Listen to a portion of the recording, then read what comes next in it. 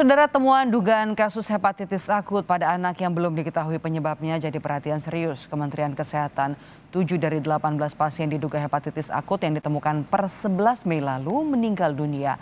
Para ahli menduga munculnya kasus hepatitis akut berkaitan dengan infeksi COVID-19.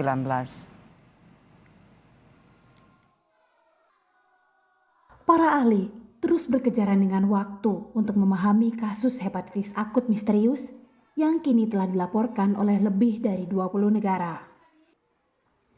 Di tanah air, pasien dengan gejala mirip hepatitis akut pun terus bertambah. Seorang pasien berusia 9 tahun yang tengah dirawat di Rumah Sakit Wahidin Sudirohusodo Makassar adalah salah satunya.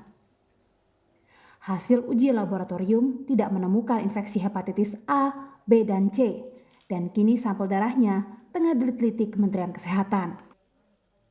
Standar dari situ tidak ada kita buktikan.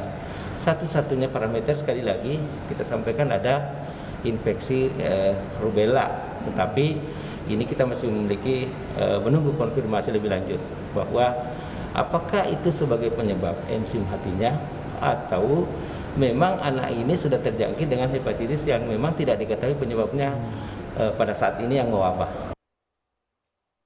Hingga Jumat 13 Mei 2022, Kementerian Kesehatan mencatat ada 18 kasus dugaan hepatitis akut yang belum diketahui penyebabnya di sejumlah wilayah di Indonesia.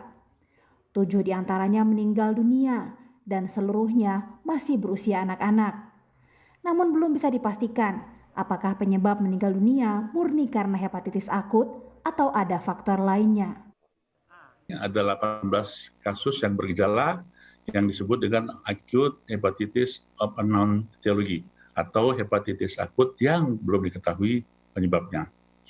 Kementerian Kesehatan sudah melakukan technical briefing dengan Dinas Kesehatan seluruh Indonesia untuk mensosialisasikan langkah-langkah penanggulangan terhadap kasus hepatitis ini.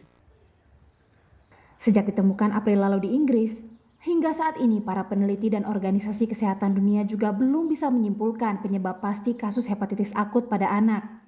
Semua masih berupa teori.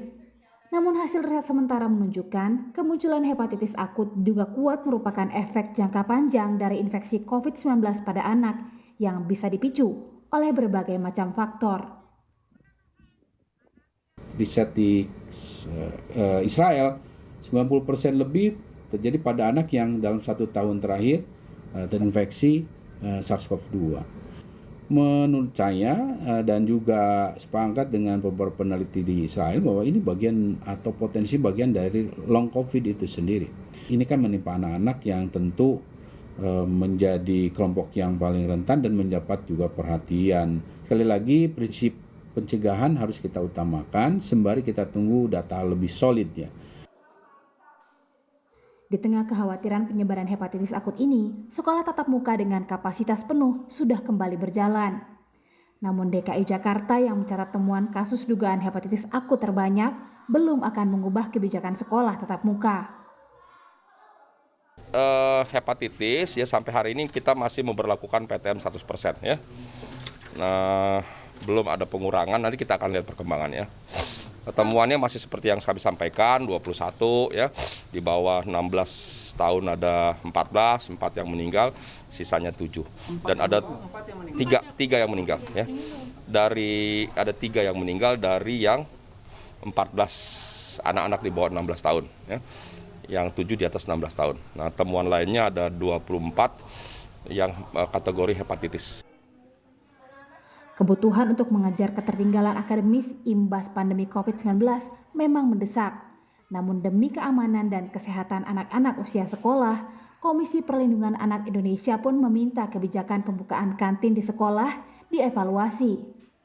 Misalnya ada ketentuan-ketentuan kantin, nah siapa yang memastikan bahwa ketentuan-ketentuan sehat atau higienis tadi dan lain-lain kemudian kapasitasnya 50% atau 70% di dalam ketentuan SE Kemendikbudristek, apakah ini sudah ada gitu di bawah itu yang melakukan pengawasan langsung ke sekolah-sekolah. Ya ini semua sedang diteliti, diselidiki dan lain-lain. Nah, maka untuk mencegah kenapa tidak dievaluasi dulu soal buka kantin, untuk sementara orang tua membekali aja deh anaknya ke sekolah dengan makanan dari rumah.